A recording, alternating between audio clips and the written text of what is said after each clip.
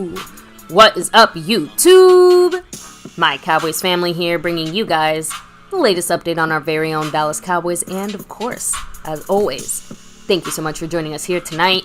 Take a second, hit like, subscribe, hit that notification bell, follow us on all social media at MyCowboysFamily, and of course, hop in the Discord, link for that's in the description box down below. Brand new week, even though it's day 2 of the week. Nothing really big going on. We reposted the schedule release of the Cowboys opening game, but a lot more stuff to discuss today. Coaches speaking, player information that we needed to know from last year to this year, and what the plans are for this year in the trenches on both sides of the ball. We're going to talk about that and more today. And, of course, some of the schedule stuff as well. Yes, a few schedule leaks have already creeped out before tomorrow's official big announcements. So as we go that route, guys, of course, we got to open up this week with the brand new, or are they all new, brand new dominators of our boards here at My Cowboys Family. And, yes, he's back again, the man, McLovin. He is the sponsor of the week once again, and the Cash App King. That's right. Back-to-back like our 90s Cowboys. So big shout-out to McLovin.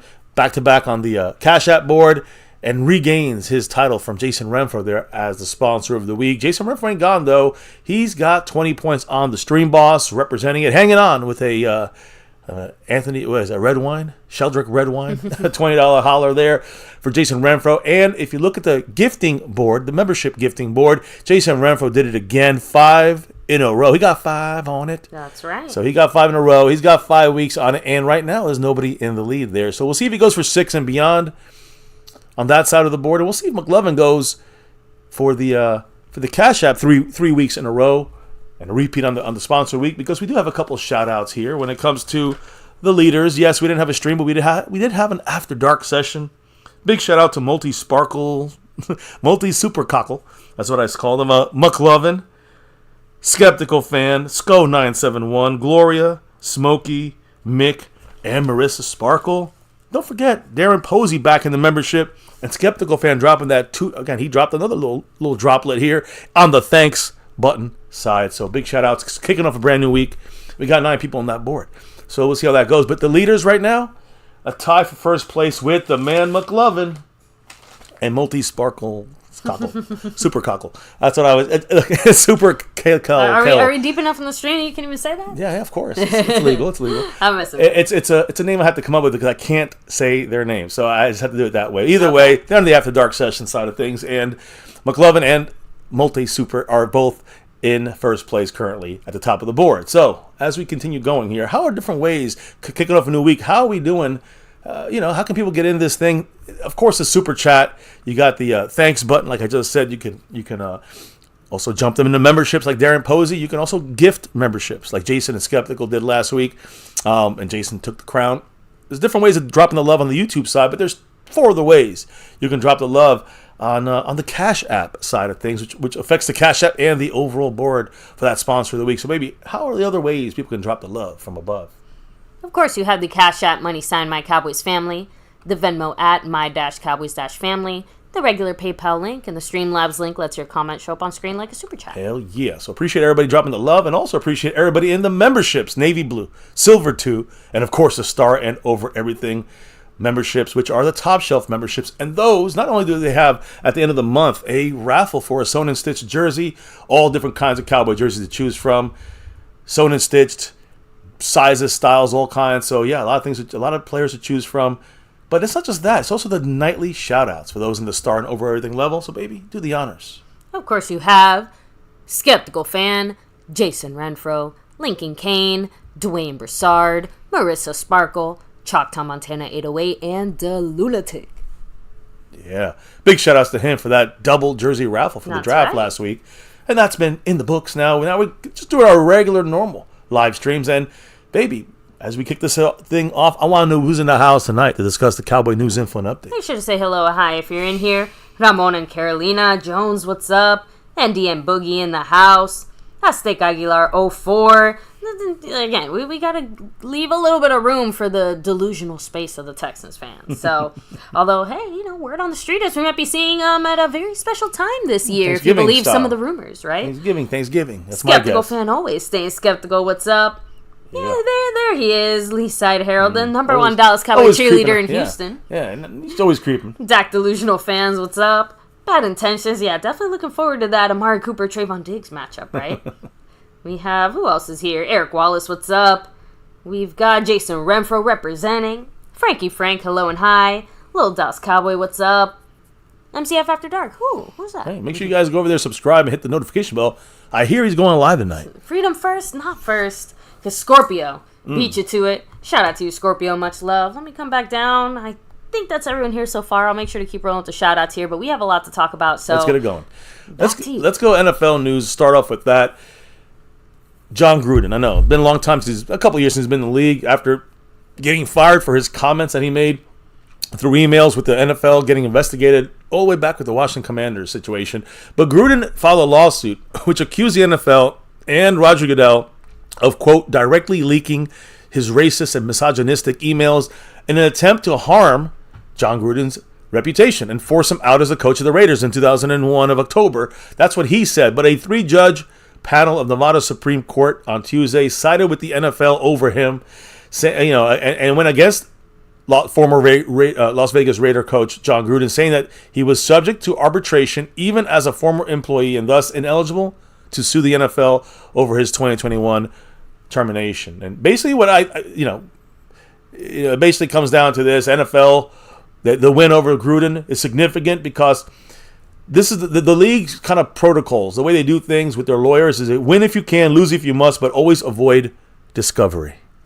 And, so protect the privacy over everything. It was sacrosanct. Yeah, lose, but don't release the privacy situation of things. Anyways, now other issues going on. This is actually kind of a side issue, not directly in the NFL, but a former Cowboy player, and in the Dallas area there, Carroll ISD. All right, parents are urging that the school district in Carroll is addressing civil rights violations. Hundreds of kids have detailed racist actions and discrimination at Southlake Carroll High School there, from elementary actually through high school actually. So all those in the whole Southlake Carroll school system. Former Cowboys Super Bowl champion Russell Maryland detailed a threat that his family endured. And he went and spoke about it. Again, he's now in the trenches fighting this racism going on at Southlake Carroll High School, or school system, elementary to high school. His kids endured this racism and prejudice. And he said that Carroll ISD is now on the clock to make a decision. So we keep an eye on that in the Dallas area. And again, the great Russell Maryland, getting his 2 cents, lending his 2 cents on things. Yeah, sucks that it sounds like him and his family had to deal with that situation. Yeah, that's obviously horrific. And hopefully that they get this thing figured out, and the people that are held responsible for this are punished, or whatever you want to, however you can punish someone who is literally, harassing minorities in the school system. Anyways, now speaking of harassing school systems, college, Harrison Butker, kicker for the Kansas City Chiefs, and he kicked them from far. He's kind of a known guy, obviously. He attacked Pride Month, gay people, trans people in his commencement speech. He's catching a lot of flack for his graduation speech that he said that LGBTQ Pride Month was sinful. He urged female students to consider the only vocation that will make them most happy being a mother, a homemaker. Delivering this commencement address it is a Catholic school, Catholic Benedictine College in Kansas. The 28-year-old kicker obviously went at the gays, and basically he called that dangerous gender ideologies. He also went at President Joe Biden and his stance on abortion. He suggested that the liberal arts college should have true God-centered pride, not the deadly sins sort of pride that has an entire month dedicated to it, end quote. So he's obviously an idiot, a fucking idiot. So again, after attacking, he did attack these quote-unquote dangerous gender ideologies as well. Obviously going after the transgender community and all that stuff. But he told them he told the women in the audience, instead of careers and getting promotions in the job world, that he said that they should look to another vocation, as it says in the good old Jesus Bible, homemaker. Wow. What a fucking idiot. So, and again, we're after the 7 minutes. I can say whatever I want. He went after Biden, like I said, trolling him for being both Catholic and pro-choice. And he said that, that Biden is vocal in his support for the murder of innocent babies. Another idiotic comment, not even following the science of things. Either way, I completely dare Harrison Butker to tell Taylor Swift that she has no value until she's a wife and mother and homemaker. And then, while he's standing next to Travis Kelce, I guarantee you he won't say that. Guarantee you he won't. So, anyways, that's the... Any thoughts on that, baby? I just find it a little awkward to say that in a room that's probably made up of like 50% graduating women. To like so boldly say, hey, I know you just busted your ass all this time and you finally get to graduate and we're celebrating this, but did you know that this doesn't mean shit and that the only thing that matters is all this other stuff? Just be a mom. So, it just, I don't know. I feel like that, out of all the things, like, look, it's a Catholic college. If he wanted to share his personal, political, private beliefs, like, that's one thing. But that's the part that, to me, really is like, what were you thinking here? It's anti-gay, it's anti-trans, but, it's also anti-women. That's just the way it is. I mean, he's a red pill nut, Jesus freak, Bible thumper. And I also want to add in there, why aren't the people on Fox News and the conservatives and the Christian people, why aren't they saying, just play ball? Why are you getting involved in politics? Why are you talking about politics? But why do they why does some sides that always criticize Colin Kaepernick or, why are they not saying the same thing to Harrison Butker? Oh, yeah, that's right. They agree with him. I forgot. Yeah. Calling you guys out. For those that back that shit, it's obvious, right? I mean, it's hypocritical behavior. Right mentality. That some people maybe agree with. Yeah, well, it sounds a little more religiously, brainwashed. But either way, he is first an and last idiot. Time a kicker probably gets invited to do any kind I of... hope. Well, again, they might like it at that school. I'm just saying, generally speaking, telling women that they need to just be homemakers, it's kind of fucked up in this day and age. I don't want them telling my daughter that they're homemakers. Thank goodness, ain't going to know private schools like that. Not our kids. So again, Harrison Butker, to me, the idiot of the month, I guess you can say. I don't know, of Pride Month. So it probably trigger him.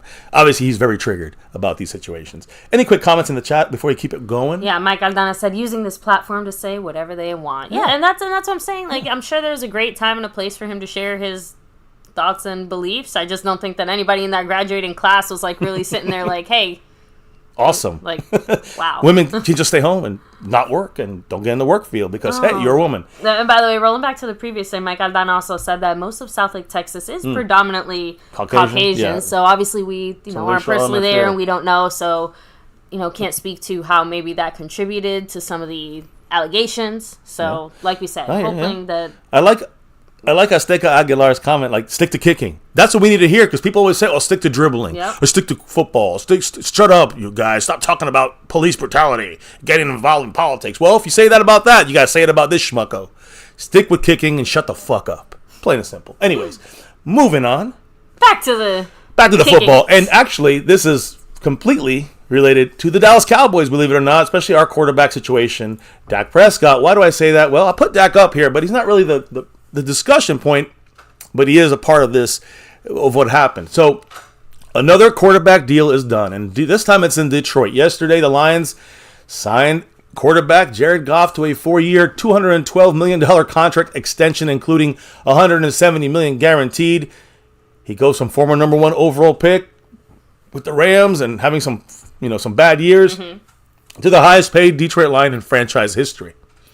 So the highest paid quarterbacks now in the NFL on a per-year basis, Joe Burrow is getting $55 million per year, and Jared Goff is second most with $53 million per year. Justin Herbert, $52.5, Lamar Jackson, $52 million, and Jalen Hurts, $51 million. That's your top 5 numbers, all 50 plus, $51 to $55 million. Other quarterbacks in line for new contracts this offseason, Trevor Lawrence, who's going to get up in the $50 million role, Dak Prescott, Jordan Love, and Tua Tagovailoa. I can't say it. I can never fucking say his name. So Tua, Jordan Love, Dak, and Trevor. So the longer you wait, the more of a chance these numbers are going to push the next contract up a little bit more, a little bit more, a little bit more. But a lot of people were saying, well, this is ruining the quarterback market. Now we got to pay a lot more for Dak. Not necessarily true. Let me explain. This Jared Goff contract, I don't think it really increases Dak's specific price tag or what he would be paid. It basically just confirms that his price was always going to be above $53 million. So we could have said here, maybe he's going to settle for 52, 51. No. If someone like Jared Goff is getting 53, he's going to get 54. at the very least. So we kind of know the base of Dak's contract, and it probably was never going to be under 55. Probably not. So it kind of makes sense. It should not really push Dak's price too much higher unless he was going to sign for 51. Matt Mosley? I'm sorry? So... Okay, sorry, no, I was just reading a comment in the chat. You just said Matt Mosley. I don't know what that means. Okay. I think that's one of the people in the Twitter world there. But so, again, Jared Goff, when I look at this situation, it's his contract. If Dak was going to sign in the $51, $52 million range, then yes, this does affect Dak. He's probably going to get paid now at least 54.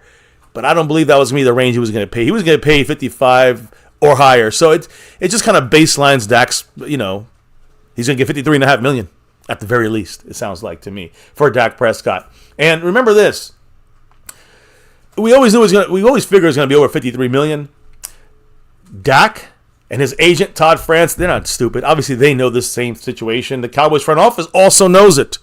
That's why we call them the Clown Show. They don't get these deals done a little sooner, but either way, probably was, even though we're talking about Jared Goff and $53 million, it probably doesn't really affect Dak's contract at all. I was going to say, Dak Delusional Fan brings up a pretty decent point, which he unfortunately just deleted. But basically, he just said that, Goff got the Lions to a much further place, which is, than they have gotten in a very, very long time. So that measure was, partially why they felt comfortable enough to give him that much. Like, he did, quote unquote, earn it because he took the franchise, helped take the franchise further than it has been in basically a very, very, very long time. So, yeah, can you say Dak has done the same? Well, whether you want to put it on him or not, the answer is still no. Right. So, team sport, but I hear what you're saying. Right. Team sport, Jared Goff got him there. So, yeah. No, there you go. So, but that doesn't matter.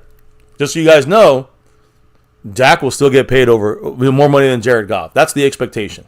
So whether it's $53.5 million or $54 million, or let's say he's $52 million. I mean, it probably would have been 51 without this deal. Might have raised it a little bit, but let's be real. This seems like this is the baseline for Dak. It's something that was already the baseline for Dak. So it didn't really change much, but Trevor Lawrence and all these other Jordan Love and Tua, if they get signed before Dak, Dak's going to be looking instead of 55 or 56 at the most. Now he's looking at 58, 59, 60 at the, in that range if we let these other guys fucking sign. So I don't know what Jerry's doing. He's just twiddling his thumbs, waiting for more time to pass, for more leaves to fall. I don't know. So any last comments on this Dak Prescott effect from Goff? As Nick Aguilar 4 said, so essentially the Lions paid for a Jimmy G. Kind of. I mean, he's better than Jimmy G. We got to give Goff that credit. I will also give Goff and the coaching staff credit because obviously Goff under Dan Campbell is a different person. The same way that I'm sure Jimmy G could have looked very different had he stayed under Belichick.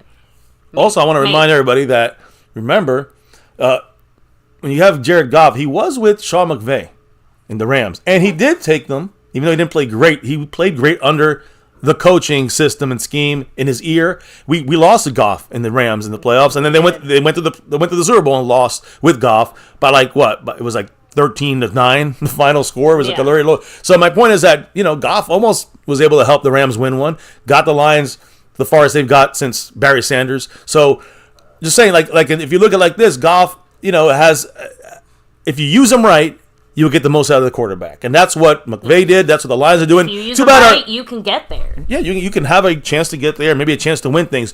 If the Cowboys would do that more often, instead of pouring everything on Dak's shoulders, if you would just give Dak, it's a little bit more help out there, scheme-wise, player-wise, offensive line-wise, running back-wise. If the Cowboys did this and use them, don't put the whole game on Dak's shoulder every game, every week. If you didn't do that, the Cowboys would probably do a lot better in the playoffs. I just truly, throughout the season and into the playoffs, he'd be ready with, already ready-made to know his role and when he needs to come up there and kind of take over.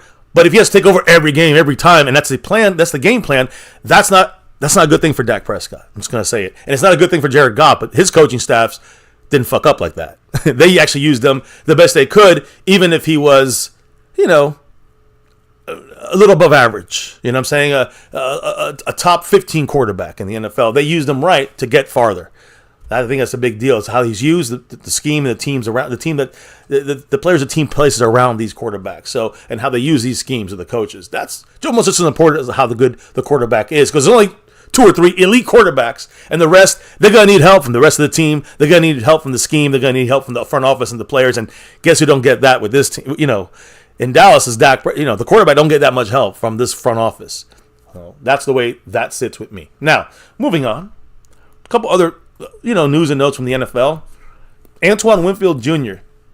All right, he's now officially the highest paid defensive back in NFL history.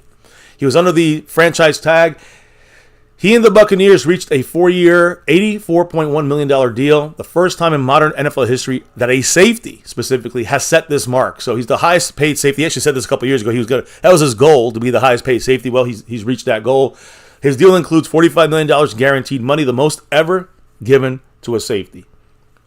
Now, congrats to Antoine Winfield, but that leaves only T. Higgins, wide receiver for the Bengals, the only franchised or transition tag player that doesn't have a long-term deal yet. And so, again, that July 15th deadline, as we know it well with Dak and all those years of being on the tag, will be a situation where he needs to either get that deal done, get a long-term deal done, or just play on this. That'll be locked in for his franchise tag number for T. Higgins if he stays there. So speaking of other receivers, a former Cowboy receiver, Martavis Bryant. Some of you guys thought that was going to be the Super Bowl piece. I said to you guys it was not going to be. He was never see the field, and he never did. Look, you heard Bryant, you thought Dez. Yeah. Martavis Bryant, he's a free agent. We cut him last week for no reason. There's no need to cut. There was no need. We had another space open on this team. We never got Zay Jones, so it didn't even make a difference. But we cut Martavis Bryant, and now he's being checked out by guess who? Oh, Dan Quinn. The Washington Commanders. Taking a look at Martavis Bryant. Man, he just can't help it. He's got to go off of everything the Cowboys have done, I guess. Just look, why build your own team when you can just borrow someone else's? That's what Dan Quinn's doing. He ended up bringing in Martavis Bryant. He's scheduled to work out tomorrow with the Commanders. And again, Dan Quinn does know something of him. He was on our team last year on the practice squad, very likely on the field practicing. Yeah, very likely as Dan Quinn kicks off his coaching career, he's going to want guys that are just known to him and familiar. Yeah. So. Yeah, no, I agree. And again, he's starting with guys like Martavis Bryant. We'll see what happens with that. I just don't know if he has anything left in the gas tank. If any Washington Commander is happy about that, I'd say simmer down. Look, at least it's a camp body he knows. How about that? There you go. Now, one last thing about Dan Quinn I got to say here before we get on to more Cowboy-centric stuff. Dan Quinn wore that bootleg Commanders T-shirt that had the old Redskin logo, feathers of the Indian on the shirt. Yeah. The logo hanging off the W instead of course, the Indian there, the Native American. So he got some flack off of that. We talked about that. The issue in the sense of like, it's not even NFL or Washington Commander merchandise. They're getting it from a bootleg store that made the design themselves. Yeah, it's not sponsored or non-officially licensed merchandise. Not a great look for your head coach. Yeah. Quinn said it himself. What do you say? I think one of the parts of me taking this job, I was excited to bridge the past and the present. What a cool privilege that is to do. I also recognize there's a lot of layers to that, so it was a great lesson for me. What I really hate is that any attention that would have been taken away from these rookies and this awesome crew. Nobody wants to do that. I imagine the conversations behind the scenes after that moment were not so fun. I'm sure Washington, I'm sure the new owners there, Magic Johnson, they probably weren't too happy with all that stuff. But either way, we addressed it when it happened a couple of days ago. I'm glad that they addressed it again and kind of we got to hear the end of that story kind of deal there. Now, former Washington quarterback Robert Griffin III, RG3. He works on ESPN. He was fired today. He was fired from the Monday Night Football coverage. This is per NBC. So now, what's happening, right? No Robert Griffin from Monday Night Football. They're replacing him with a name we talked about the other day that we kind of figured he knew he was going to come in here, Jason Kelce. Yeah. So he's going to be replaced by Jason Kelce. ESPN officially has signed former Eagles standout center Jason Kelce to a multi-year deal with ESPN. He's going to join the Monday Night Countdown crew, leading into Monday Night Football, and then he's going to appear again with the crew at halftime and probably at the end of the game. He's going to be part of ESPN and ABC's coverage of Super Bowl. What is it? 59 now we're out to? So again, this is going to. Oh, I'm sorry. No, this is Super Bowl. No, maybe 30, maybe 61. Because this is in 20. True, because 58 or 59. Yeah, this is 61. We're talking about 2027. So in Los Angeles for that Super Bowl. So he'll be part of that again, only because ESPN and ABC will have that coverage for that.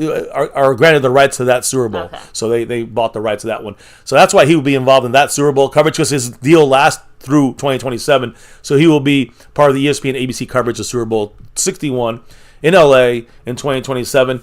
But yeah, they basically replaced RG3 with Jason Kelce. Okay. Just so you guys know. And then another guy, the last guy that we know, again, it's Mr. Tom Brady. And he actually released some schedule information. If you guys seen the video, we'll talk about it in a minute. But I want to kind of go back to, Tom Brady and his Netflix roast.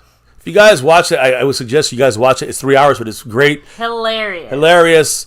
I know you watched about half of it right now, and I watched the other half, but we watched the first half together, and it is. I mean, it's a couple little, silly, stupid parts or whatever, or the players when they make their jokes, obviously not that good. It's been a while since I've seen pretty much any kind of comedy special that had me laughing that hard, let alone a roast, because most roasts choking. the last few years have been lame. Yeah.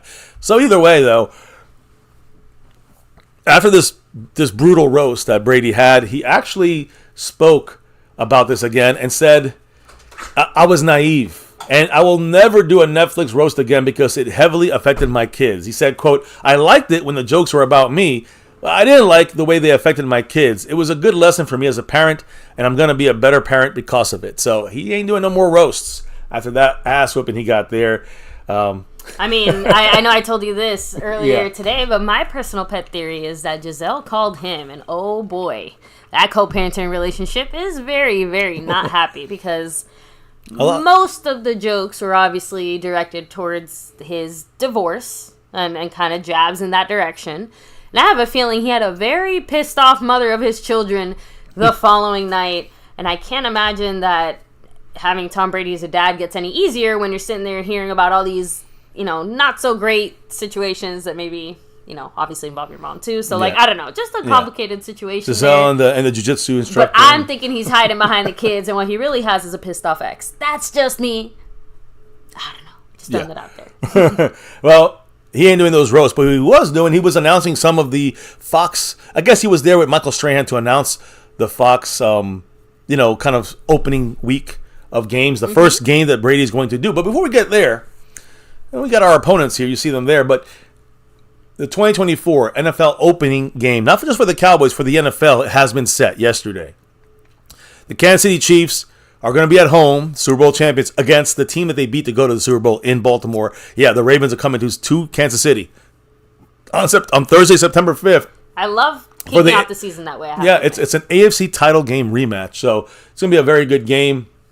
Interesting, Lamar Jackson and the Ravens going to the Super Bowl champion Kansas City Chiefs, a rematch from literally this past February. So, so again, so far the games that have been released right now: Thursday, September 5th, Ravens at Chiefs. Okay. Friday, September 6th, we knew this one: the Packers versus the Eagles in Sao Paulo in Brazil, and that's a home game for the Eagles. I'm pretty sure. So that's kind of a good thing that they get one less home game. And then they announced the Monday Night Football for Week 1. The Jets at the 49ers. Aaron Rodgers is back. Another Monday night one like he had last year. And then they also released the Thursday Night Football game for Week 2. The Buffalo Bills at home against the Miami Dolphins. So that's how we're looking at these first kind of. I know there's a couple other games that were leaked. Some international games were leaked. It doesn't involve the Cowboys. So not really any big news there. But the one piece of news that they did add into this thing was the Cowboys opening game. And why? Because Tom Brady announced it.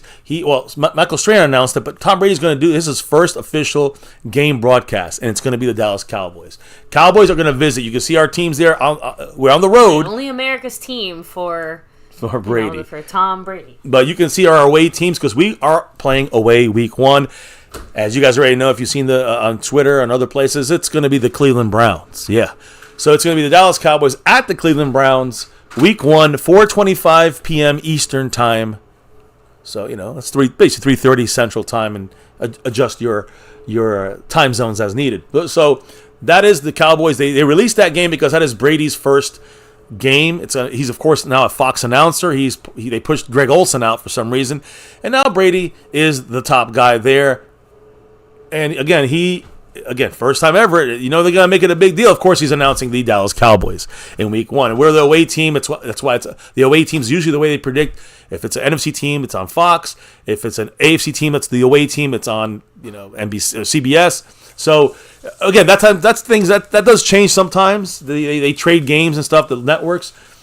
But for this first Week 1, it's Cowboys at the Browns. Tom Brady will be be the announcer, the color commentator in his first game as announcer, and it is very smart for Fox to wheel out Tom Brady in their first, his first ability, first chance to call a game. Ad buyers, it's gonna shoot up, and they're gonna be like, there's gonna be a lot of expensive ads going on in that game, and now he's calling games as Fox's #1 game analyst this year. Brady's first game being a Cowboy game is, everything's on the front line here for everyone to see right now. Brady and the Cowboys. And Tom Brady said this when he announced, when he was told he was going to do the Cowboy-Browns game. He said, quote, "Obviously having the Cowboys is a huge draw. As America's team, that's going to get a little hard for me to say all the time, but I understand that they were the competition for a long time. But in this new role, I know how important the Cowboys are to this network," meaning Fox. And then he said, the Cowboys, they got great storylines. Dak Prescott, let's see if he can finally come through. And then everyone kind of started laughing. He goes, "Oh, did that just slip out?" And then, of course, talk about Micah Parsons being the best defensive player in the game, Mike McCarthy, and, he's just going to say how much he has to tell the Cowboy fans how good they are now. If this isn't proof that the media are probably, given a special set of rules when it comes to discussing the Dallas Cowboys sometimes, because it definitely sounded like Tom Brady was like, "Oh, shit. I can't talk shit about the Cowboys now." Yeah, he seemed to be very tight-lipped about it. He's saying he made a couple of jokes, but he has to tell the people now how good the Cowboys are. That's what he kind of said, that he's kind of forced to do that. Good. Fuck you, Tom. I still have to imagine it's weird for Brady to switch out of the, everyone is my opponent type of mindset to I'm supposed to be neutral and impartial over all teams type of thing. Well, I'm going to say what Kevin Hart said in that roast. Fuck you, Tom. Fuck you, Tom Brady. So, look. All I know is this. What was Tom Brady's last game? Oh, yeah, playoffs. Knocked out of the playoffs by the Dallas Cowboys. Maybe that's why it was a more bitter pill to swallow to have to say the Cowboys interesting or doing good or something like that. Already we have the Week 1 opening line for the Cowboys-Browns game. Let's forget about fuck Tom Brady. Let's focus on Dallas Cowboys and Cleveland Browns. That's the only game we know when it's going to be, and what time and what day and the whole thing. So the Cowboys have opened as 1-point underdogs. Okay. Right now, at this moment, the Cleveland Browns are the favorite by 1 point, and they're at home. That's per DK Sportsbook, but we know that's going to change by the time we get to actually Week 1. There's going to be new players added from both teams. It might be, knock on wood, not for us, but there's going to be injuries. So we'll see what happens. Now, that's not bad, though. No, not at all. Listen, playing in Cleveland in September is kind of a win for the Cowboys, because you can play in Cleveland when in October, November, December. That shit's bad. It's bad weather. We kind of got lucky last year too with the cold weather games, where we really only had 2 or 3 to really worry about towards the end of the season. That Buffalo one, yeah. Knock on wood, fingers crossed that remains the case this year. So just another little note with the Cowboys. Fox is kind of the Cowboys. It's Cowboys. If there's ever an NFC game, Fox carries those NFC games most of the time, and the Cowboys are almost always on Fox, unless they're the home team against an away AFC team, right? If the Browns are at Dallas, that game's going to be on CBS and Romo. So this is the first time in 5 years that Fox Sports, the Fox channel, starts the season with the Dallas Cowboys. Remember, the Cowboys have been on Sunday Night Football, or the Cowboys have been maybe on the CBS or Monday Night. It's just been all over the place. They haven't really been on Fox in 5 years for the opening game. First time in 5 years Fox gets the Cowboys like that. And some other opening game notes and matchups. I just quickly want to talk. I'm not going to go too deep in it. We got a whole damn long time to talk about the Cleveland game. But the last time the Cowboys opened on the road versus an AFC team was 2011, over 10 years ago, against the Jets. We're almost 15 years ago. That's the last time we opened on the road against an AFC team. The last time we opened the season at the Cleveland Browns, 2008. And now the Cowboys and Browns are set to play this Week 1 of 2024 season. The last times both these teams faced each other to open the season was a while ago, 15 years ago in 2008. The Cowboys won that game 28-10. In case you know, with Romo and a whole different team, of course. Also, this is also the 5th time the Cowboys opening at an AFC opponent's home since 2000, since the year 2000, the 5th time. And the Browns are one of 9 games. You can see our opponents, one of 9 games this year against 2023 playoff teams. So now we're getting to the nitty-gritty of, you know, the toughness of this team when it comes to, you know, the Cleveland Browns. This is far from an easy team. And in fact, let me just look at the match. That's almost the notes for the game. Let me go to the it's going to be quite the defensive true matchups. Honestly. Well, I mean, yeah, listen, guys. Tyler Guyton, rookie Tyler Guyton, his first assignment in the NFL for a real game is going to be against the reigning defensive player of the year, Myles Garrett. Myles Garrett's going to be in his face, and he's going to be definitely teaching him the ropes. This is the best defense, this is the best pass rusher in the league overall. Didn't Tyler Smith go up against like Aaron Donald week 2 when he also was playing left tackle that one year? Well, Aaron Donald was playing more of over the guard area, but yeah, he had to face him a little bit. The point is that, you know, obviously it's a different set of circumstances, but it feels similar. That's all. Yeah. So that right there, to me, again, one thing I'm going to say though, Tyler Guyton, guess what he gets for 2 months? He gets Micah Parsons every day in practice. So this will get him prepared. That helps. That has to help. If he was getting a subpar pass rusher, he get fried on that first freaking game against Myles Garrett. But luckily, he'll be going against Micah, so he'll be seeing Micah in his nightmares for 2 months. He'll be a little more ready for Myles Garrett, I think, right in the beginning of September. That's my hope, at least. So his first assignment, reigning defensive player of the year, Myles Garrett, will go against rookie Tyler Guyton, left tackle. On Dak's blind side, Dak is going to have to go against the Jim Schwartz defense. Mike Zimmer is going to have to go up against the Kevin Stefanski offense. And now, you know, you got Nick Chubb might be there in this game.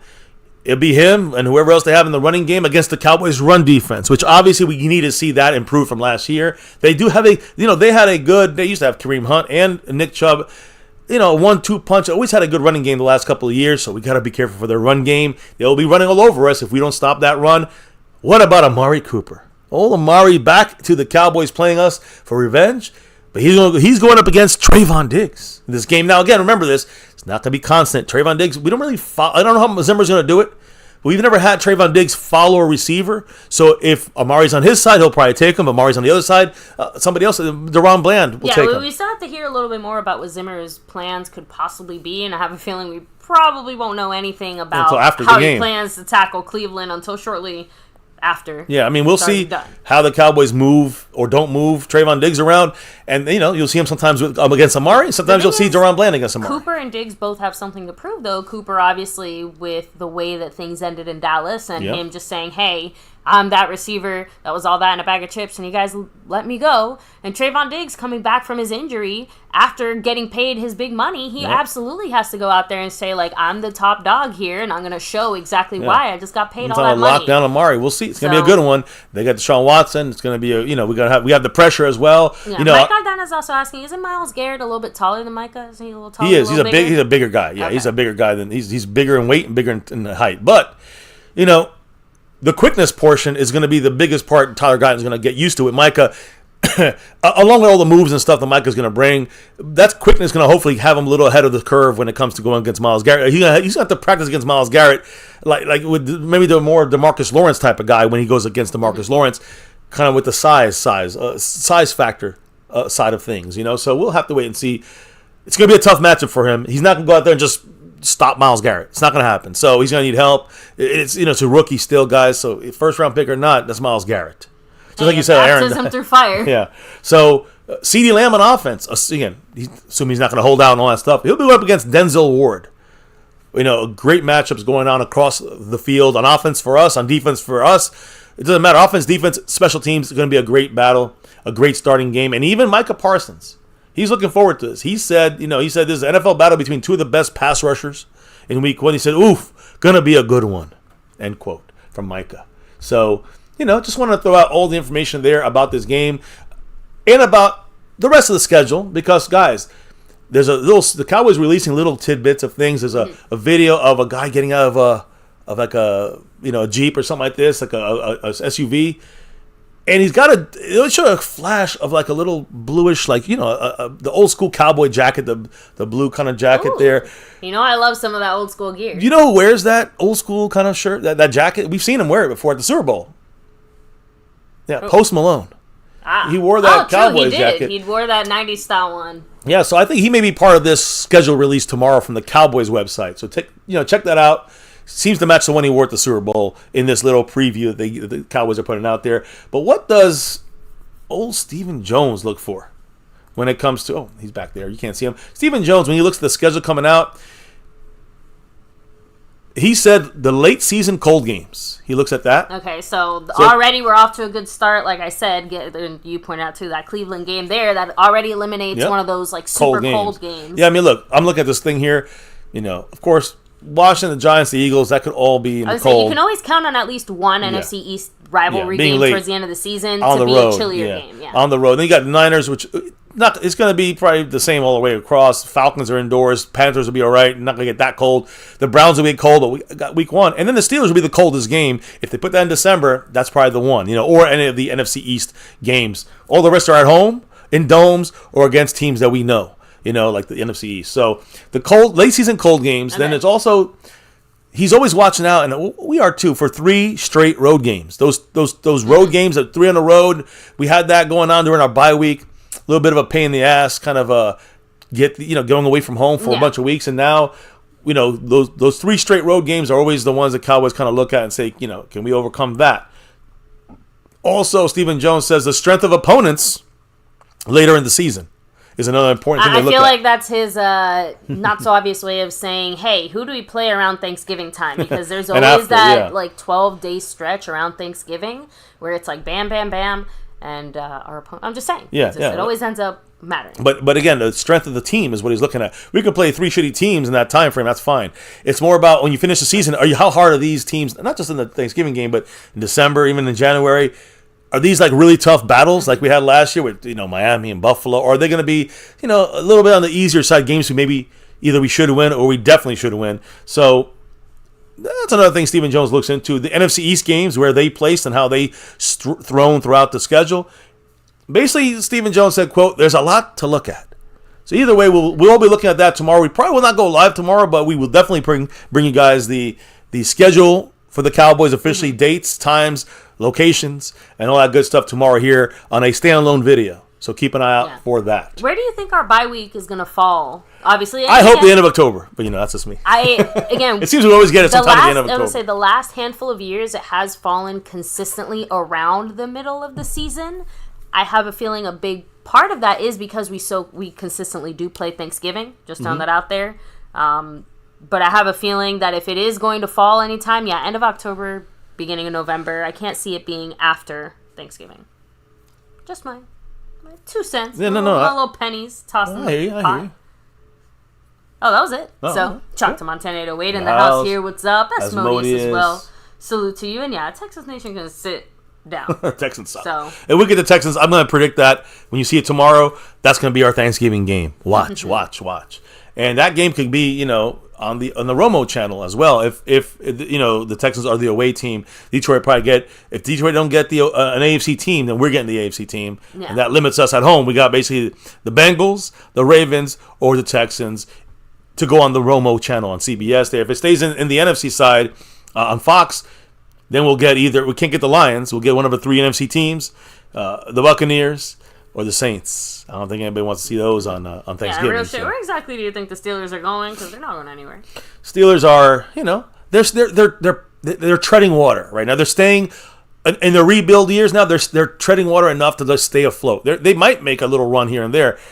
Well, they're not. I don't think they're solid from top to bottom. They just got a lot of new names and they made some great moves with the quarterback stuff, but you can't play 3 quarterbacks at the same time. So you got to pick one and then hope that he does great. Now, let's stick with the Cowboys here because, Micah, he's excited about this week 1 battle against the Cleveland Browns. I know real shit's going to root for the Cowboys because he wants the Steelers to have a little bit of an advantage since they're in the same division as the Browns.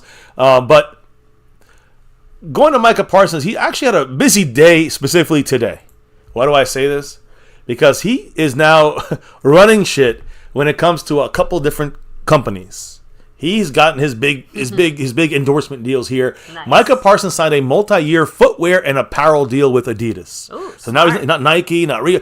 Adidas for him. Micah Parsons, on joining Adidas, he said, quote, "It's very clear to me that Adidas is best aligned with my ambitions and career goals. The 3 stripes has already done so much for me, and I know that this is going to be special."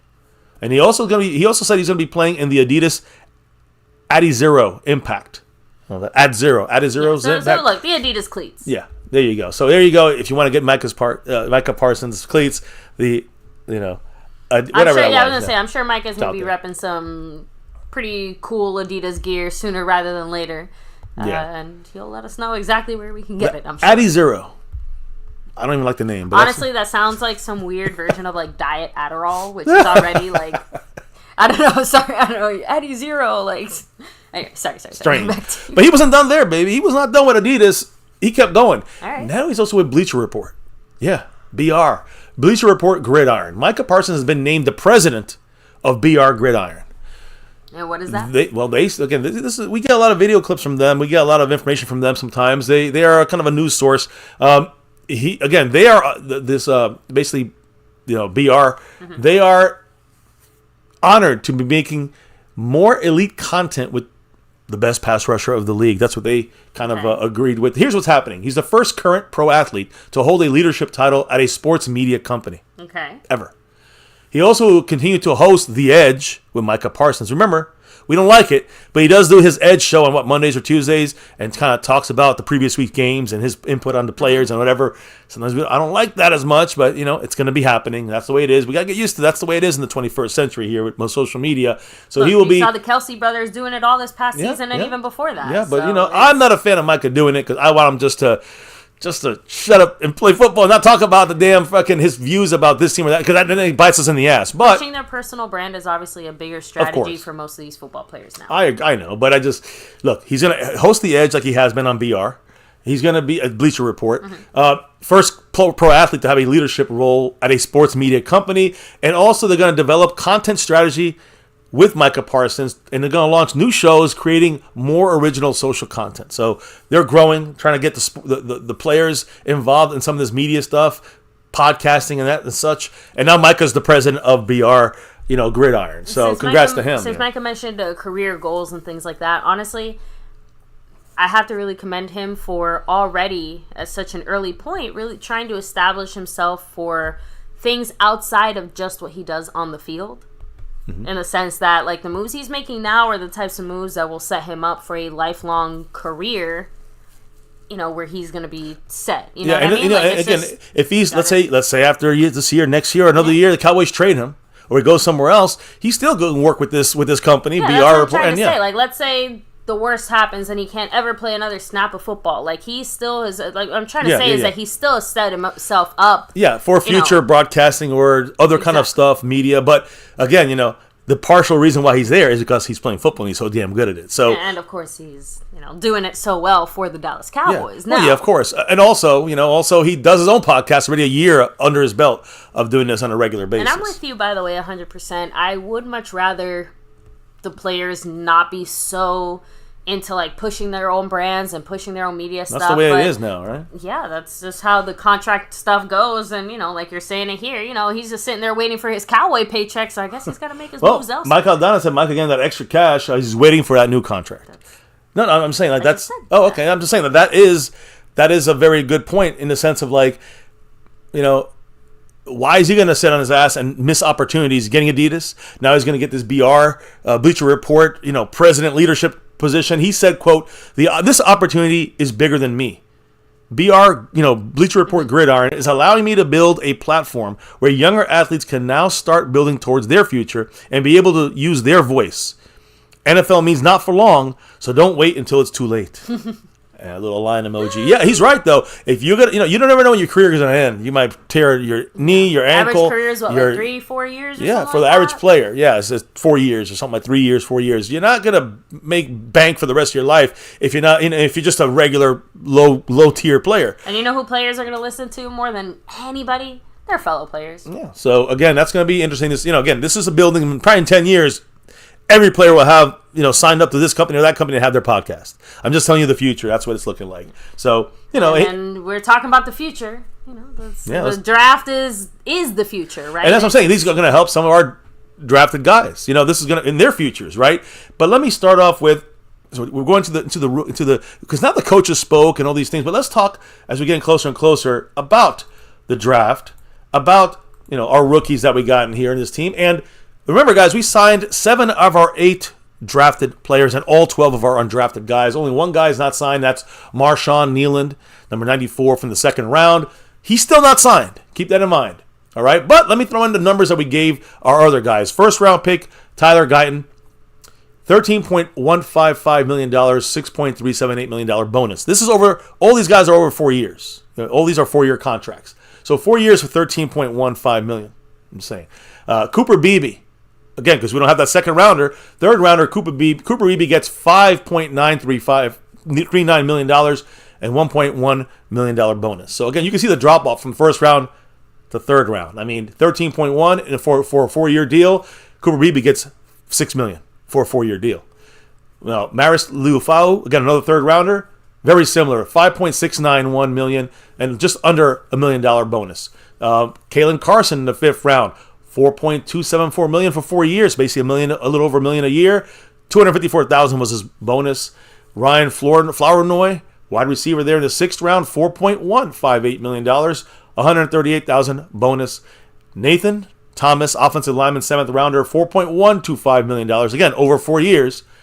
All these guys are basically, even though the 7th rounder are getting at least $1 million a year. If you get drafted, you're getting $1 million a year. So Nathan Thomas, $4.125 million, $105,000 bonus, and Justin Rogers, defensive nose tackle there, number 96, $4.107 million, $87,000 bonus. So you can see the way this is tiered, and you can see how none of these things really hit our salary cap. Yeah. None of these guys are really hitting the cap. $1 million, it goes underneath that cap hit line. You only take the top 52 players. So these guys might be at the bottom of this. They're getting hit on the cap for $1 million a year. 1, 2, 3, 4. 4 of these guys are basically $1 million a year. Maris Liufau is about $1.5 million a year. Cooper Beebe is about $1.5 million a year. And Tyler Guyton's about what? $3 million a year? Maybe. Yeah, about $3 million. So again, that's it. That's our cap. 3, 4, 5, 6, 7, 8. I mean, that's at most, it's $8 million on the cap. And we have $11 million coming back, $10 million coming back from Michael Gallup on June 1st. That's why it's taken care of. All this is taken care of already. All these money deals are done. So, what about rookie training camp, rookie mini camp? We just had that pass, ended a Sunday. You guys remember the former Northwest Missouri State quarterback, Mike Hohensee, who the Cowboys really liked his command. Mike McCarthy talked about it. Yeah, from the jump, we heard really good things about this Mike Hohensee was not drafted. He was just invited to the Cowboys rookie camp. Maybe he'll get signed. Maybe not, right? The Cowboys needed somebody to throw in the ball. They were impressed with his command at rookie minicamp, but he is not going to be signed. So just giving you guys an update. Mike Hohensee not signed, even though he was at our rookie minicamp. He did not get that bonus signature there to kind of help his career out. He's unsigned, and he's now released out there. But still, even with all that, a person familiar with the situation also said that he knew he was attending this on a trial basis, and he'll be around if they need him to be. So it could happen that, if they need an extra camp arm, you see Mike Hohensee back on the Cowboys, this time signed. No more, anything from here on out, it's got to be signed. He's got to be signed. He can't be just coming for a visit. So it's Dak Prescott, Cooper Rush, and Trey Lance is our number 3 quarterback for the Cowboy team. Now, let me just say about Mike Hohensee, quarterback, we always knew it was going to be very unlikely that any of these trial guys ever get signed. So, and it's also unlikely the Cowboys would have went to training camp with 4 quarterbacks. Just, you don't need that many quarterbacks. Yeah. So, even with all that, Hohensee impressed the Cowboys. The way it wasn't the passing as much as it was the way he operated practices. As the only quarterback at rookie minicamp, he really took command. So they like that. We'll see if that earns them maybe a practice squad spot in the future with us or somewhere else. I do want to add in there, though, when it comes to rookie minicamp, even though that ended, we have these rookies and the veterans. They will be interacting on the field on May 21st. So next weekend, next Tuesday, I think, they both hit the field together and intertwine and integrate the scheme together. But they were still on the field together over these last 2 days, Monday and Tuesday, because the Cowboy rookies and the veterans are sharing the practice field for the first time. Now, they can talk and stuff, but they're not really. They got the veterans on one side doing their drills and their stuff, and the rookies on the other side getting their acclimation and their drills and things. So again, the rookies who had another on-field, kind of walk-through practice, focusing on technique and playbook installation. But what I'm hearing is, again, competitive periods between the rookies and even between the veterans. They're going to ramp up, if not by Tuesday, definitely, if not before Tuesday, next Tuesday, by Tuesday next week, they're going to have the competition going back and forth with the veterans together with the rookies and having competitive drills, some one-on-ones, some team drills. So right now they're just doing walkthroughs and some air blocking. You're blocking against air. You're not really having them compete against each other. That's the way it's looking right now this week as they're getting closer, gearing up to May 21st next Tuesday for this, for the integration of the full team. Yeah. Lots of translations said, "Oh, they just spent the Gallup money." We knew that. We've been saying that for months. I know. It cracked me up with the timing of that. Yeah, the Jerry Jones would love to say, "Yeah, we spent our money." Jerry Jones actually said that we used Mike Hensey like a hoe. We use Mike Ho I guess Hensey. He's gonna hoe no mo. Not with us for now. Not for now.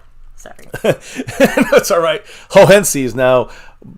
Can you see? I don't know. Oh, say can you see? Ho Hensey. Listen, the thing is, he's gone. He will not be back anytime soon. And again, hopefully we don't need him because that means we probably had a bigger problem at quarterback. And now we're short a quarterback or something. We don't need that. So let's get into the quotes. The talkative front office and coaching staff. Not Mike McCarthy and not Jerry Jones. We do have a little Stephen Jones quote though. We do. And we'll start with the offense. We're going to do this thing by the coaching style or by position. We talked about Dak already. Let's go to the running backs. All right, running backs, right? Mm-hmm. Now we know, of course, we got Rico Dowdle, and we got Ezekiel Elliott. We just heard from Mike McCarthy. It's going to be, Zeke's not going to carry the same load he had in the past. He's going to be doing a running back by committee. So anytime we hear anything blank by committee, I know we all get like wartime flashbacks. Well, yeah, from the receiver by committee is a horrible idea, but running back by committee has been making more sense in recent years. The way teams are using 3 running backs, they don't use a bell cow anymore. Mm-hmm. So then, Mike McCarthy saying this. Stephen Jones yesterday was asked the same thing about this running back by committee approach. What did Stephen Jones say about this? Quote: a lot of teams kind of move, and a lot of teams kind of do that committee approach and do it successfully. They move towards that because of the wear and tear that comes with this league. As I've said too, we're not done yet. We continue to look at players and look for ways to improve not only the running back spot, but any other positions on the team. Stephen Jones, your due diligence comment of the day. Yeah, right? I mean, look, you can keep looking, but we know what you're going to find, and we know what's out there, so please keep looking at the same... Yeah. 3 wrinkly old potatoes in the back of your cupboard. We still got Dalvin Cook out there. We know ain't doing anything happening. So there was his update on the running back committee. We're going to add more guys. Yeah. Like, an undrafted guy or some shit, right? No. That's probably what we're going to get. So that was the running back by committee segment of the discussion today, but other people spoke. And let's go with offensive coordinator Brian Schottenheimer. Now, we know that Mike McCarthy is running the plays, but when it comes to, of course, the scheme stuff and some of the running plays, that we got, offensive coordinator Brian Schottenheimer running the system. Now, what about CD Lamb? That's the big question for me there. Like, CD Lamb's contract, of course, still not signed. He's holding out. He's holding out, but he's just not attending the voluntary early OTAs. In the offseason, but him not being there, he was kind of asked, Yeah, Can you feel the impact of CD not being there? Yeah, does his absence matter? What did he say? It doesn't matter right now. CD's a pro. He's going to know what to do. I know Dak and the guys have some communication with him, and we know he's taking care of business. And when he gets back here, we'll certainly be able to find ways to get him the ball. First of all, you fucking better find ways to get CeeDee Lamb the ball. There's no question about that. Number one. Number two, we know that CeeDee Lamb and Dak over in Dak's house on Dak's football field have been communicating and connecting and still practicing. So I'm not worried about any of that. I'm kind of with Schottenheimer on this, but the bigger deal is, if he's not signed, it's because Justin Jefferson hasn't signed yet. It's not because the Cowboys aren't trying. Let me just put it that. At least in this he's not there in training camp. Because, that's what I would be more worried about. For better or for worse, we do need him there to be able to establish the offense. Again, remember, if he comes to the mandatory OTA, mini camp that we have in the beginning of June, if he doesn't attend that, he gets fined. He can afford that, but also he can also show up and just say, "I'm not going to practice," and they will put him to the side and not get him hurt. That's probably what's going to happen. Either he won't be there for the voluntary stuff and he'll get fined. Minimal. It's like $100,000 total for all days, but for him it's minimal. And then the other option is, the Cowboys pay him already, get him in there, and then we have no problem anymore. But either way, it all comes down really to Justin Jefferson and CeeDee Lamb trying to see who blinks first on that deal. So, now we have a little more caught up situation there on CeeDee Lamb. Game of chicken they're playing. Yeah. So now let's move on. We talk running back, quarterback, wide receivers. Let's talk about probably the most important part of our team, and that is the offensive line. Yeah, I said it. The offensive line is where really everything is going to make or break for us, in my opinion. So when I look at the O-line, there's a couple of guys that, I have to kind of I can't wait to see how they do. Now, I'm going to show you the cover here, our thumbnail, and you can see, on the offensive line, you're seeing Tyler Guyton over there. You're seeing BB at center. You also saw, Nate Thomas, the seventh round pick, also on this offensive line. Literally, they're sitting right there. You're seeing the guy standing up there, Tyler Guyton. The guy next to him is number 62, I think. What's his name? Damn, Nate Thomas, seventh rounder. And then at center, you see him right there, BB. So our three guys are right there on the screen in the background.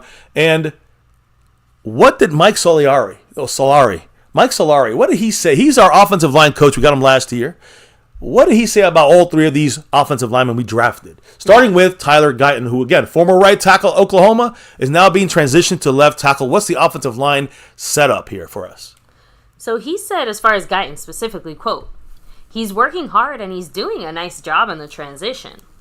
It's a little bit different, but he's an athletic guy, so there'll be no problem for him making that adjustment.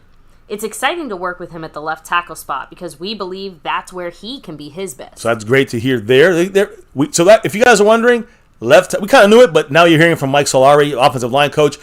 Yes, they're working Tyler Guyton, not at right tackle or here. Left tackle, case closed. Yeah, and they're not even pussyfooting around it. They want him to get straight to work. It's time to get to work. And he came into camp already working on that through the last month or so, through Duke Manyweather and others. Now, I also want to say, because if you look at this picture, where's Mike Soliari here? He's the guy dead set in the middle there, right underneath Nate Thomas there, right in the middle, looking at us straight forward over everyone in this picture. I would say Brian Broaddus' cousin or something. A little bit, right? Like Brian Broaddus lost a little weight. Yeah, but either way, he didn't just talk about the first pick of the draft for us. He talked about the last offensive lineman drafted here, another tackle who's playing a little bit of guard right now, Nate Thomas, a former left tackle at Louisiana. He is migrated and moved. As you can see here, he's got that little hoodie on there, the blue hoodie. He is playing guard right now. Interesting. What did he say about Nate Thomas? He brings versatility. That's his strength, and it's what we really liked about him. But we're working him at guard. The key thing for a rookie is to lock him into one position so he can learn the techniques and fundamentals to be successful. So interesting that we drafted him for versatility, not just to play tackle, but also a little bit of that depth at guard. So we got depth at left tackle. We got depth at guard and tackle with Nate Thomas. That's the mindset that the Cowboys drafting him. It also, again, just based on the fact that they want him to learn the guard position first, I'm assuming that he's considered a backup guard first and then a backup swing tackle type of situation. Like a third string tackle. You get what I mean? Yeah. So because he's starting at guard. Yeah. Just trying to piece it all together. I say starting off at guard, I should say. But then you see the last guy there. It's a fan favorite there. You got Cooper Beebe. Don't you want me, baby? Yeah, he was the top guard drafted. Number one guard drafted in this draft, in the whole draft. But he's going to be our center now, right? Or is he? We got to know this. So he's, of course, we know he's playing center right now. You guys, if you didn't see it, please look at our short. You can see that, the actual first video snap I've seen of Cooper Beebe with the Cowboys. It's there. You can see it. And listen, it looks great. Oh, one snap. He's got to get the communication down. That's the big deal there. The communication with the quarterback, with the offensive lineman, the checks, the calls. So he's got to get that down as well. That'll just take time. That'll take a couple months. But right now, he snaps the ball like anybody can snap the ball. Same as everyone else. There's no issues with him snapping the ball. But again, a former left tackle at Kansas State to play multiple positions, now being assigned to center, as you can see in this picture here. So what did Solari say about Cooper Beebe playing not guard but center? He's working at center right now. He has the flexibility and versatility, but we want him to focus on the center position. Great job by our draft department. You see his initial quickness and his ability to sustain the blocks and the type of competitor that he is. He's a smart football player, and he's another guy that has versatility, but we want him to lock into the center spot. So again, guys, and here's my thing. Even though he might not have won that position yet, that's where the Cowboys are grooming him to play full-time for the Cowboys. And not only that, when Halloween comes, and we might have our bye week, you might see this guy running around. That's Cooper Beebe. Yes. Nacho Libre. Yes, Cooper Beebe. That is a great costume. Nacho Libre. You gotta love this guy. But here's another little stat before we get any more, because I do have a little bit more to say about him and the battle going on at center, because it's not just him involved here. I do like that they didn't just hand the job to him, right? Whether it ends up being his or not, I do like that it sounds like they're making him work for it. That's all. For sure. I just wanted to throw that out there before you said whatever you were going to say now. Yeah, no, I agree 100%. And here's the other thing. Some things I want to just talk about real quickly. A couple of facts about Cooper Beebe. It's crazy that we ended up getting him in the third round. All right? Because among the 68 Power 5 teams in 2023, Pro Football Focus and many other analysts evaluated Cooper Beebe as the number 1 overall guard in this draft, the second highest pass blocking graded lineman in the draft, and the 4th highest run blocking grade in the draft. Third round pick, still the fucking year, it feels like. So keep doing your Nacho Libre over there, Mr. Cooper Beebe. Halloween, don't be surprised if you see this costume being put out here again and him running the streets of Dallas. So we just talked about all 3 newcomers from this draft. But now we're talking about the center position. That's where Cooper Beebe comes in. We know that the Cowboys want him at the center. But we had Brock Hoffman at center, and now TJ Bass, his name has arrived. Some of you guys have said it way back, and it looks like you guys are right. TJ Bass is also being kind of groomed at center as well. Remember, he was the starter over, what was his name, JPJ, over there, so in Oregon or whatever. So TJ Bass, he's in the mix now at center as well. Of course, we know he's an undrafted free agent in 2023, signed with the Cowboys as a former 2-time first-team All-Pac-12 talent out of Oregon. And the key phrase Solari used was center stage. Because, again, it was expected that Brock Hoffman was going to be kind of battling Cooper Beebe for that center position. But Solari made it clear that TJ Bass is also a guy to watch.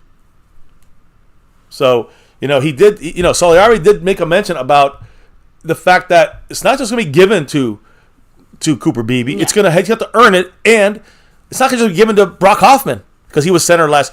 TJ Bass is getting moved into that spot, getting worked in that spot. So keep an eye on TJ Bass being the starter. Cooper Beebe, maybe if he needs to take a little more time to learn certain things, and TJ Bass might jump over both these guys. What did Solari say about the center position? Who's really going to get this with TJ Bass now in the mix? We're going to work him at center. He wants to start, so he's going to compete at the center in the guard position. And that's TJ Bass he's talking about. That versatility is so important to have. A second or even a third center going into games, with limitations on how many offensive linemen you can dress, it's a critical factor. It's really important, and he's been studying that position. But until the pads come on and we get in that game-like environment, we're looking forward to that. But right now, he's in position to learn the offense at center. So we got Brock Hoffman, who already, quote-unquote, played the position last year, started at center for the Cowboys for a couple games. Did okay. Definitely undrafted for a reason, but he still looked all right. TJ Bass also undrafted. I thought he was the best out of our undrafted linemen last year.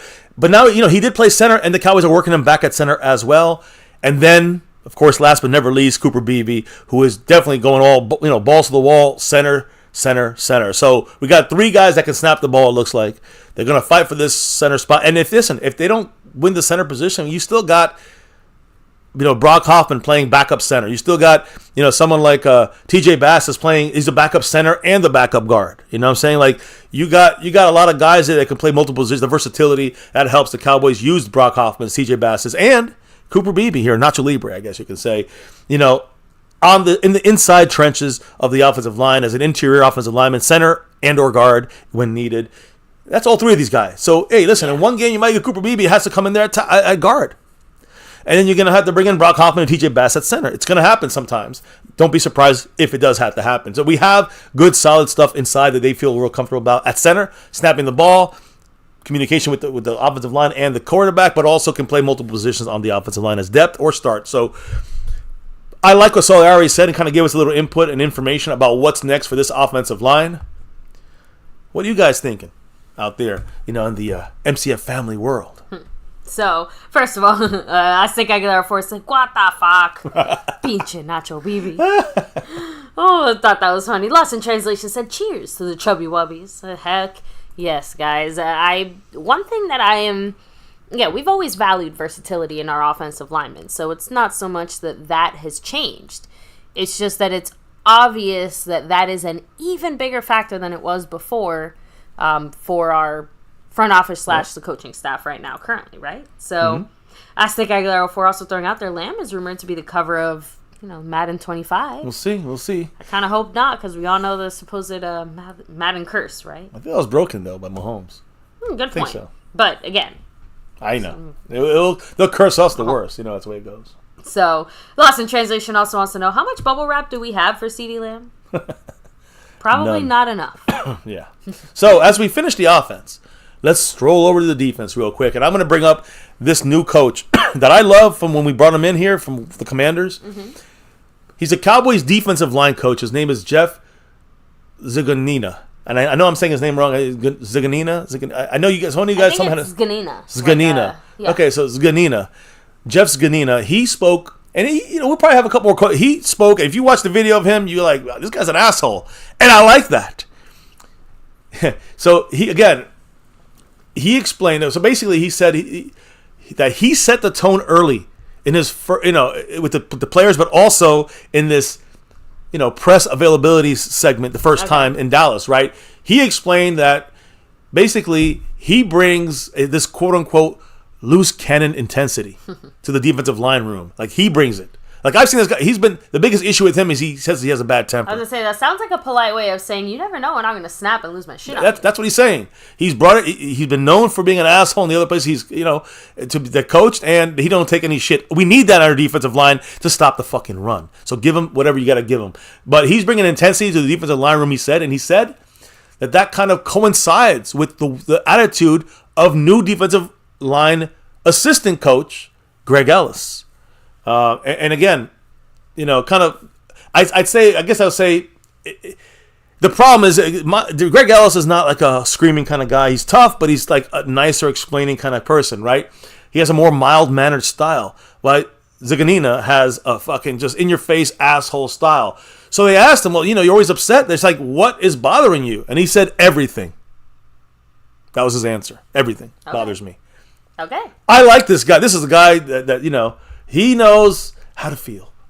So everything bothers him. So, well, you're in the right place, I guess. You got a lot of things to bother you in Dallas when it comes to the way this thing's run. So he should be interesting voice throughout the year from our defensive line, coaching room there. But now let's talk about the man, the big cheese running the show here, Mike Zimmer. Mike Zimmer, now a Cowboy, back a Cowboy again.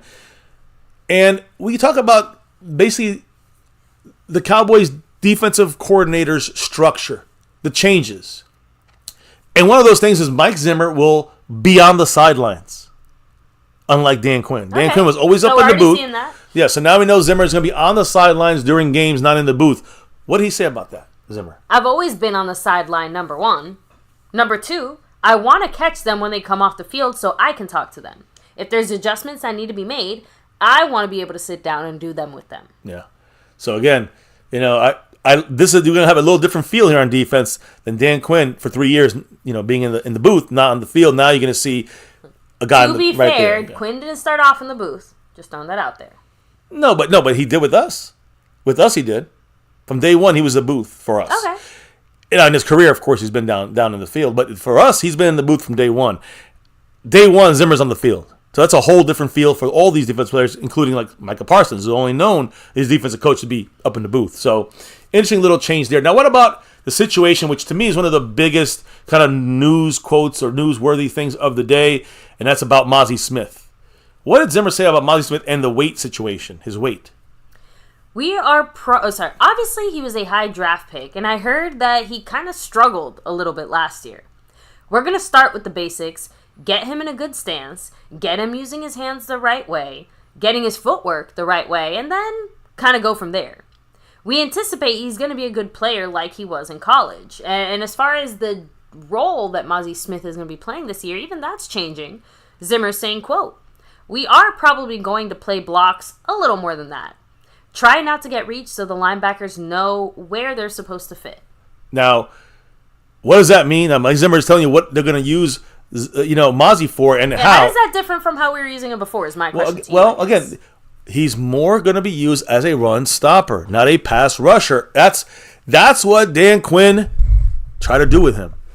Now, to me, when you look at that last sentence, try not to get reached so the linebackers know where they are supposed to fit. That was one of the biggest issues. Our linebackers are always, not able to get the fits in and in their assignments, their run gap assignments. They're sitting there, have to wait for it to open up and see it. They're going to be very concentrated with Mazi Smith to take the hole away and make sure the other hole is open for the linebacker. There's no guessing games going on. And that's one of the things that I think I've been talking about for the last handful of years when it comes to the way we're trying to stop the run defense. With Hankins, it showed the best, but we just didn't use it either enough or, it was more of a pass rush mindset of speed. So if your defensive tackles are not consistent with their gap fits and taking on double teams, if they want to try to get in there and pass rush, you're opening up holes for the running backs. And you're going to make our linebackers struggle and suffer. So, again, if the defensive tackles are consistent with their gap fits and the way they play their blocks, if they are not consistent, it makes life for linebackers almost impossible. So, again, just simply getting guys like Mazi Smith basically more consistent on the defensive line will lead to better linebacker performance for the Cowboys. That is what Mike Zimmer is trying to say. In a way, it's kind of, to me, look, Mike Zimmer also spoke about the way that, nose tackles are supposed to be. And right now he said that Mazi Smith is 305 pounds at this moment. Okay. But he's also gaining more weight than that. He's climbing the weight. But he also mentioned he didn't want Mazi to be like 330 pounds, which is what he came in as. Okay, so he wants him to weigh more than 305, but not as much as 330, more or less. But he's still gaining weight is the point. Okay. And Zimmer said he spoke to Mazi a lot about this. Who, again, Mazi's going through that post-shoulder surgery. And he got that right after the season ended. And, again, like you said, it's 305 pounds and still climbing. But Zimmer did not reveal his ideal weight for Mazi Smith, just saying he's getting there. That's all he's saying right now. And the reason for this weight loss, according to Zimmer, is that Mazi Smith was trying to be more effective, was trying to be built to be more effective as a 3 tech.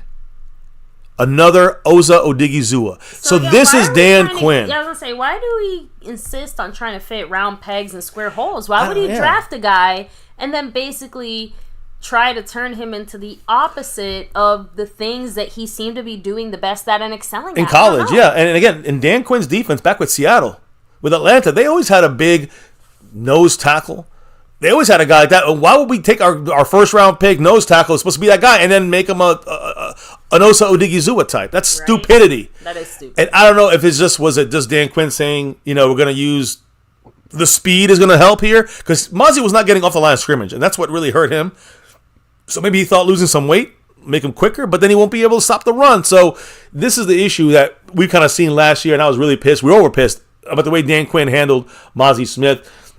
Zimmer said today he wants him back at the nose tackle position and playing similarly to where he came from, Michigan, the Michigan Wolverines, and that scheme.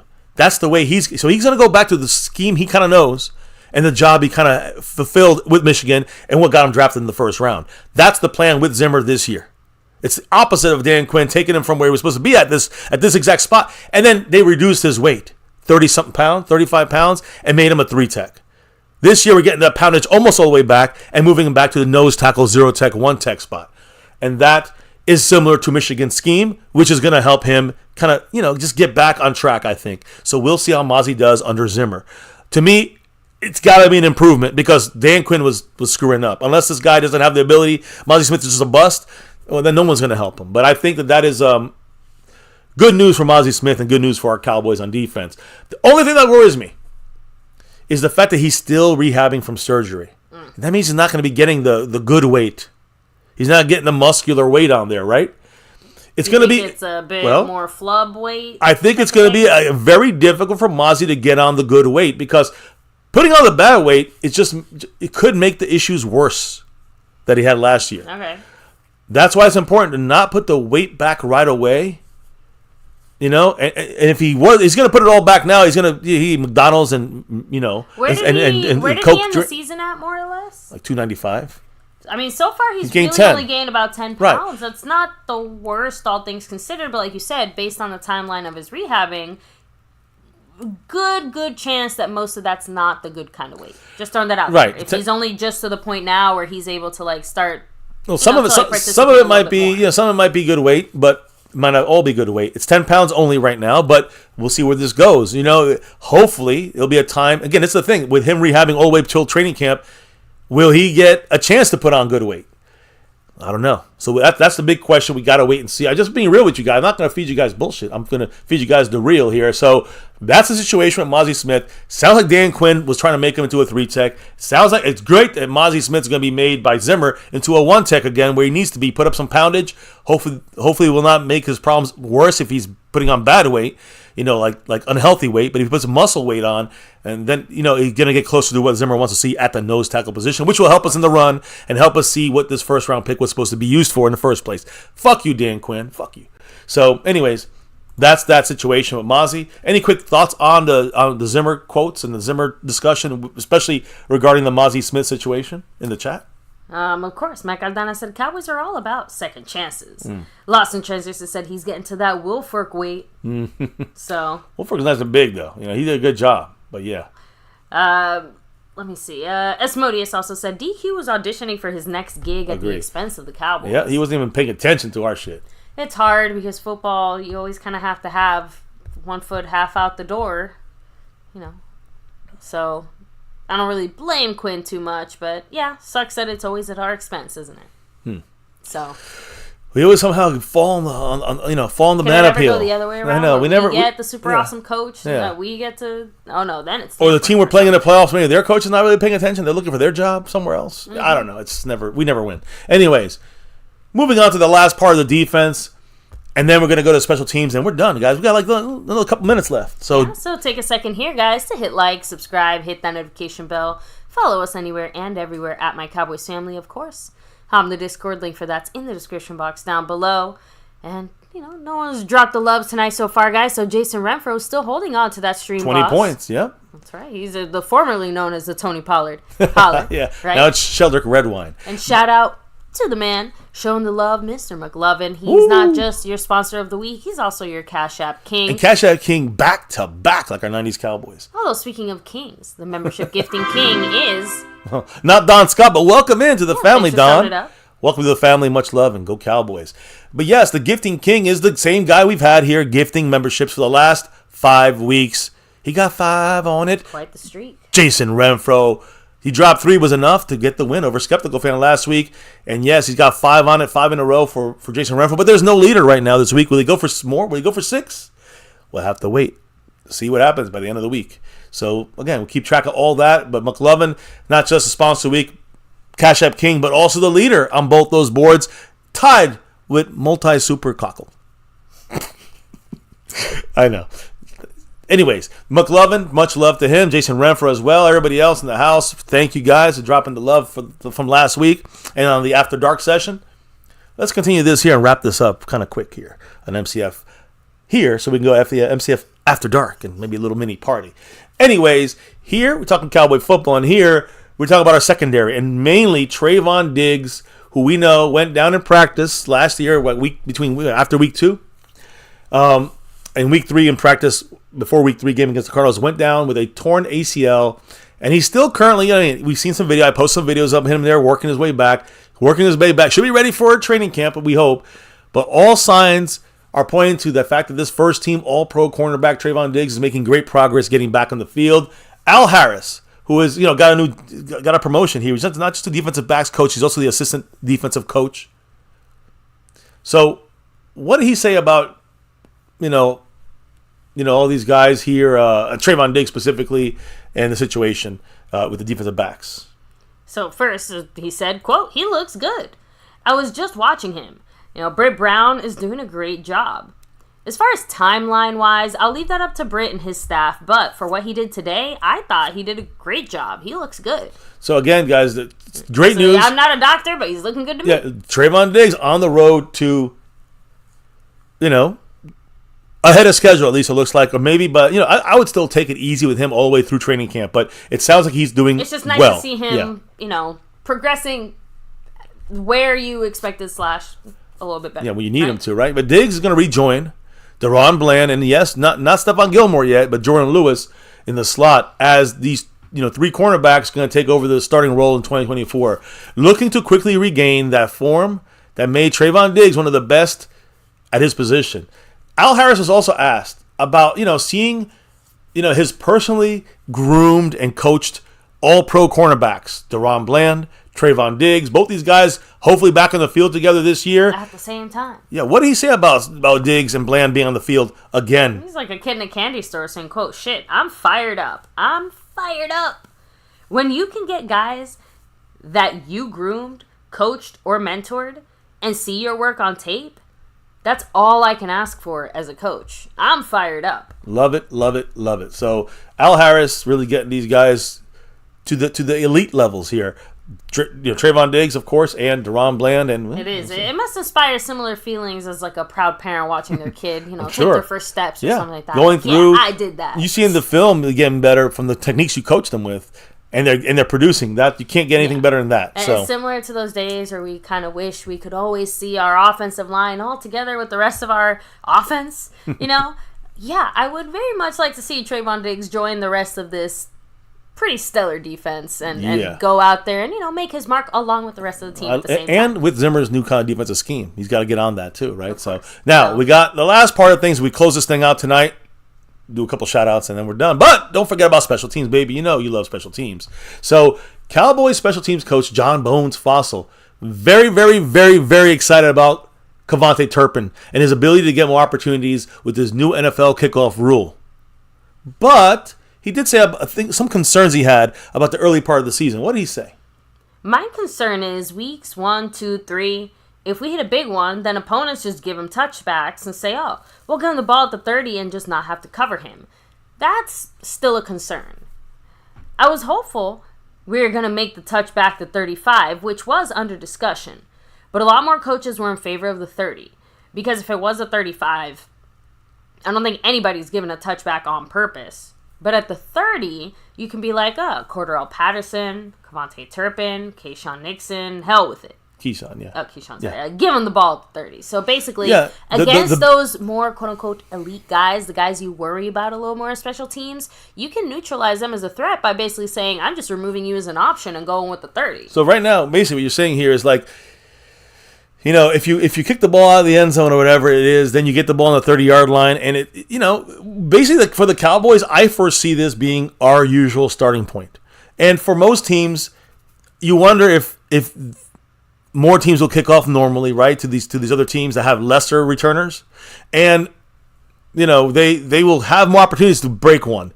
We'll never have that opportunity with Turpin if they start kicking it in the back of the end zone and then giving us great. We don't have to worry about getting the ball in the 10 or the 20 or the 25. But now we'll go to the 30 here, which is we have 70 yards for a touchdown.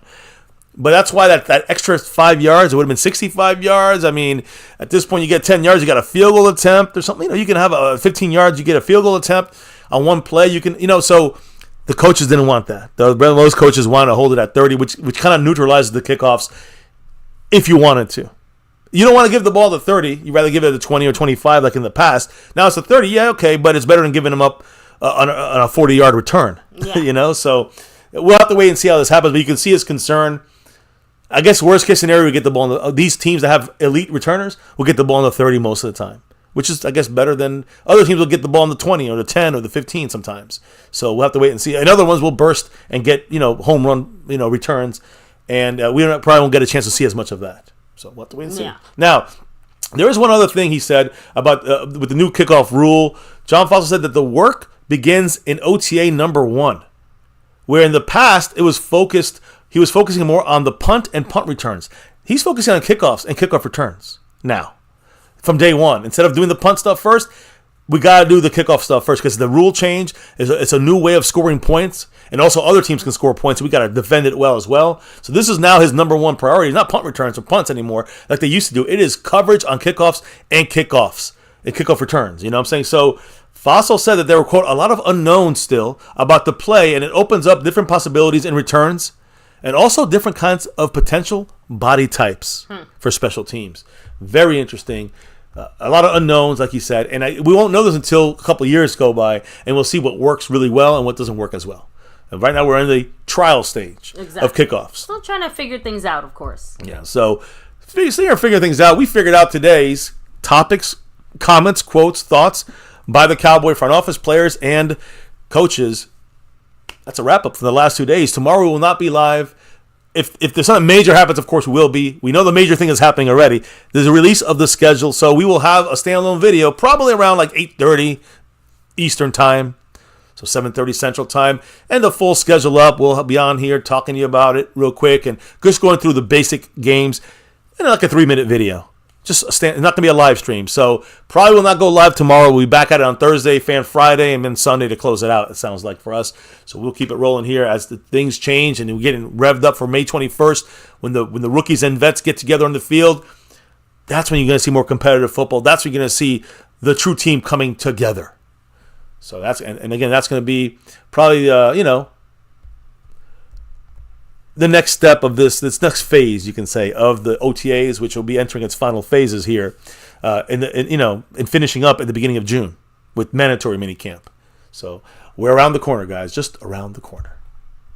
So with that said, let me go ahead and do the final shout-outs here of the chat. Hit up a couple of the shout-outs and a quote or two from the fans. So Asmodeus, much love. And yeah, Asmodeus also throwing out there, Bland really didn't get burned anymore after that Seattle game. So a variety of reasons. Yeah, Washington, Seattle, but even in that Arizona game, he got burned too. He got used to the perimeter a little better, but yeah, he had a couple sloppy games there against Thanksgiving against Washington and against Seattle. After that, he got better. Right, he got back to his normal. Jared Jones, much love. Aztec Aguilar 4 said, Dan Quinn wanted an Ozempic Mazi. We need Zimmer to turn him into a torta Mazi. I agree. We got to get Zimmer's getting him back to that torta style. And Mazi already sounds like Mais too. Lost in translation, much love. Yeah, definitely slip him some cookies, right? Mike Aldana, appreciate you for rolling through. Even you, Lee Side Herald. Asmodeus representing. Little Dallas Cowboy. Hey, I would flip that. Those numbers there at least. A small percentage does not believe in Dak. I think most do. More than most. So, I just want to keep rolling here. Trying to make sure I get the shout-outs. Of course, Burn Bar. You already know. We have, I guess, Real Shit can get a shout-out. Chalk to Montana 808. Much love to you. We have, let me see, Dak Delusional. Thanks for rocking with us. Little Dallas Cowboy, thanks for hanging with us here as well. Have a great night. We see MCF After Dark. Oh, wonder who that is. I have a little after party here. So, I think that's everyone here tonight so far. So, guys, again, huge shout out to everybody here chilling, hanging with us. Take a second to hit like, subscribe, hit the bell, follow us anywhere and everywhere. But, baby, I think there's a reason we do what we do. And I want you to tell us why. It's that navy blue, that silver too. And that star over everything. Win, lose, or draw, good, bad, or ugly. Here in MCF, we always rep that star over everything. And again, almost 7 years away, a month away from 7 years, basically, for being on YouTube. Here on My Cowboys Family for for almost 7 years is crazy. And, of course, never forget the number one reason why we do this here, now, and forever. As always, and never forget it, go Cowboys. We got 5, but we got to get that 6 and beyond. Thank you all for dropping your knowledge in the chat all night long. All night. Thank you guys for that. Your comments in the, posted after the video posts. Let us know as well how you feel about these different topics. And we should be back Thursday at the latest. We will be back Thursday at the latest. Tomorrow we'll drop in the release around about half hour after it drops. We'll probably have a video up for you guys as well if you want to check in on that through our channel here. But either way, that's probably going to be the main information for tomorrow. So keep that on your minds. We will retweet it. We'll put it in the Discord. We will also make a little mini video here for YouTube on that. So check out that for tomorrow, and then we'll discuss the games and the rest of the stuff on Thursday as we head into the weekend. So, guys, thank you for rolling with us here, kicking off the first day of the week for us here on MCF, My Cowboys Family. And, of course, thank you for dropping your knowledge. No love drop today, but nonetheless, we do this no matter what. And, of course, as we clock out and drop out for the night, relock and reload for another show in the next day or so, as we get ready for a schedule release here for the full 17-game schedule season for our Cowboys in 2024. Yeah, you got to, before we can do all that, before we can drop out of here for the night, baby, let them know what we got to do before we get on out and drop on out of here for the night. We got to drop the beat. Oh, yeah. The beat's been dropped. It's a wrap here for a full wrap-up of the news, info, and updates from our Dallas Cowboys the last 2 days. Hope you enjoyed the show. And, of course, remember, guys, here in MCF, we wrapped up another Cowboys chat. Talked about Mazi and his weight per Zimmer. Talked about the offensive lineman shuffle and where these rookies may be playing. What's the mindset with guys like TJ Bass and Brock Hoffman. We heard from Mike Solari, Al Harris, Schottenheimer, the defensive line coach. We heard from everybody. So, interesting stream tonight. A lot of good information. Much love to all following us here. Subscribe to us. And, of course, remember, here, My Cowboys Family, it's always about that navy blue, that silver too, and that star for everything. Never forget the number one thing here in MCF. As always, we can't do this without you guys. So thank you all for representing here with us. Don't forget to hit that like button for the stream. Subscribe to the channel and keep it growing. And, of course, hit that notification bell. Switch it over to all videos so you know when we are going live. We also got Discord. Jump in that. We tell you in there when we're going live. We got the Twitter, X side of things, social media, at My Cowboys Family. Follow us there for the same thing when we're going live and other news, info, and updates. And if you watch us again on the replay, hit the like, comment down below. And everybody out there, stay safe. Much love. We'll see you back here very, very soon. My Cowboys Family. Get right down and make your plans for the schedule. It's coming out tomorrow. Can't wait. We'll talk about that as well the rest of this week. Much love to all guys. Stay safe. Much love. And never, ever forget, go Cowboys!